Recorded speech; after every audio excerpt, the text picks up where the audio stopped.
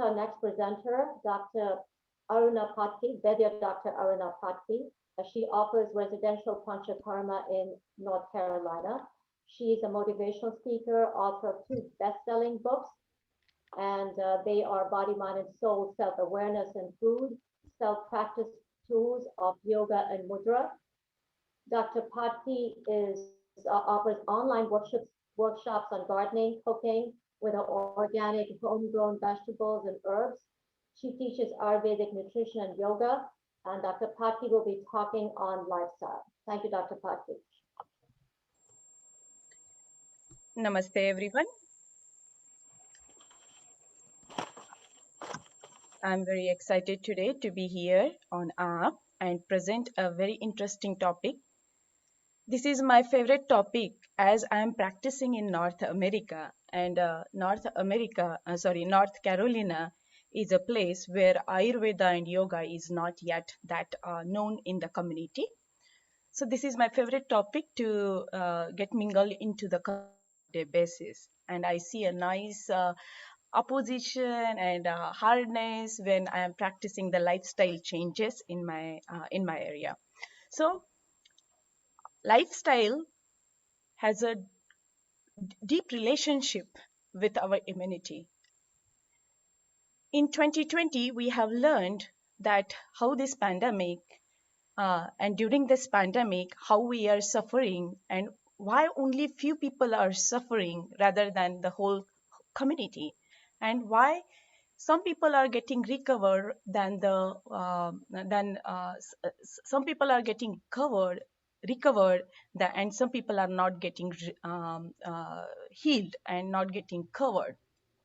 There is a reason in Ayurveda, and what is this reason in Ayurveda mentioned is like your unique your Vedic shamatva, your immunity, which plays very important role. So in 2020 we have seen the variations of sufferings during this pandemic. In Ayurveda we have explained very well the concept of Vedic shamatva. Vedic shamatva is nothing but the defense mechanism of our body. Defense mechanism. And this defense mechanism is supposed to be very active. So what is lifestyle? My favorite topic. Lifestyle is something what you are doing often, a day-to-day habit, living how you are spending the 24 hours. That is a lifestyle. Lifestyle is mentioned. Ayurveda is the only science, if I'm not wrong, that they have given the importance or explanation about the preventative approach as well as the disease management approach. And in this one, we have given the importance to the dinacharya or ratricharya or the concept of the lifestyle. Lifestyle diseases, it's like a non-communicable disease, non-infectious disease, which is caused and promoted by our day-to-day ways of living, as well as our behavior, as well as the choices what we make. So whenever we do not follow the lifestyle, that becomes a kind of a dosha dushya sampurchana, which means the formation of the pathology, the base of the pathology disturbance in the body. Ayurveda has given 4 important factors to consider when mentioning the immunity in the body. So the very most important in my practice and in my clinical practice I have observed is our mind. Mental body, physical body, emotional body, and our current status, our energy level. These are the 4 aspects I see in my day-to-day practice with each of my clients when I am healing. So the importance of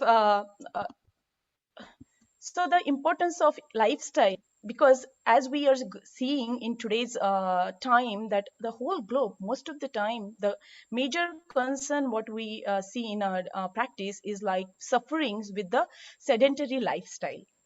The sedentary lifestyle, which where we are not considering about our diet, our dinacharya, our ruticharya, that becomes like comes into the metabolic disorders. Because in Ayurveda we have given the importance to every disease in the body starts with the roga sarvepi mandagno concept. That means where we have considered our gut health is the major rule of thumb of health, and that is where we need to maintain. The mental body, how we can manage the mental disturbances, or how we can manage the mental health. So if I have observed in my practice that in the today's lifestyle, everybody is like, the starting the practicing of yoga or Bikram yoga towards the end of the day, which is not very well appreciated in Ayurvedic and yogic science. So for mental body health, we have like when mind is stable, everything is good, because mind is the controller of the physical body. Mental, your mind, your mana atma sharira sanyoga, that is what Ayurveda says.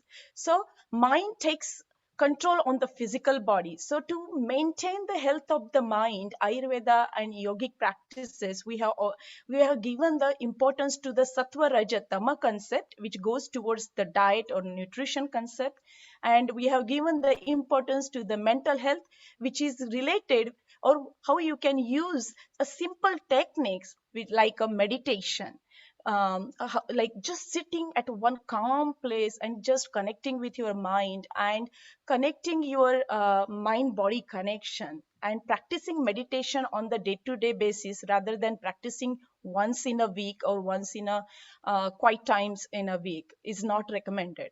So mental health meditation every day supposed to be a part of our lifestyle, and this is what Ayurveda recommends. Simply what you need to do, calm down at one place where you can sit comfortably, cross leg posture or your comfortness depending upon your disease, and connect with your mind. So mental health is the primary key. Second is comes to the physical body health. In the physical body health, what we do on the day to day basis, like offerings of energy in the form of the food, which Jessica is going to talk in the later on. So lifestyle, detox, herbs and asanas, they all play very important role for the cleansing of our physical body.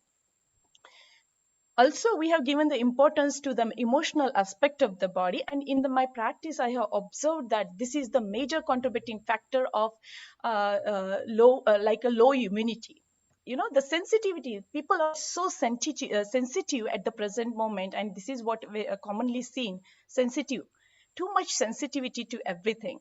So emotional is a very important contributing factor also to maintain the immunity in the body. And for that we have given the different practices like japa and mantra and sitting calm and doing some bhajan and kirtan, that all can help us for the emotional health. So immunity is a fighting capacity of the body, Vedic shamatva, and it is acquired either naturally it is acquired by three steps. It is a congenital, it is a time related, it's a season related, also it is a acquired immunity. So if I am living a mindful life, and if I am practicing the mindfulness, and if I am practicing every step what I am doing throughout the day, then it is easy for the body not to produce the toxins in the body or the stress in the body or activate our nervous system in the body. So for for uh, for for the lifestyle, there are certain other factors. Sorry, for the immunity, there are certain other factors we need to consider. Desha dusham balam kalam sattva satmya aharam, out of which I'm just going to talk about a little bit about the immunity.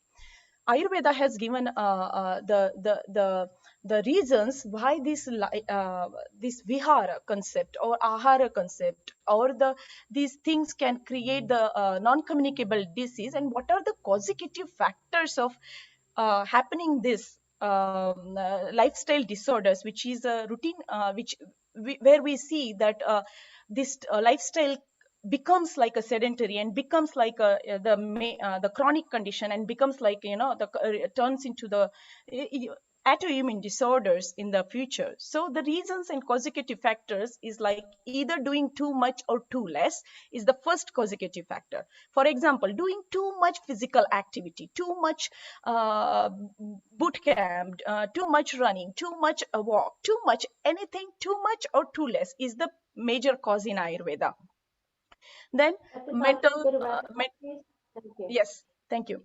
These are very common factors which can trigger the lifestyle diseases in the body, and because of this, the sympathetic nervous system is always in the fight and flight action of our body. So these are common, these are the things which we see, the atmosphere surrounding all is a contributing factor in the lifestyle diseases.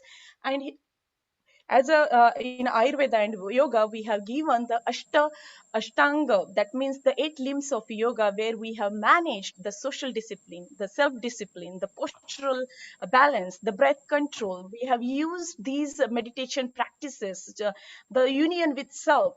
These are the practices to maintain our day-to-day lifestyle healing. Dinacharya is a very important role, and Rutucharya is also another role. We need to balance, we need to practice to keep the biorhythms of the body in a balanced state. So wake up very early in the morning. Dr. Pati, we have to conclude now. We have 2 more speakers. Thank you. Thank you. Thank you. Thank you very much. Sorry, we have to limit it to 8 minutes. I know everybody has wonderful presentations, but where time doesn't wait, that's what's happening. Our next speaker is Dr.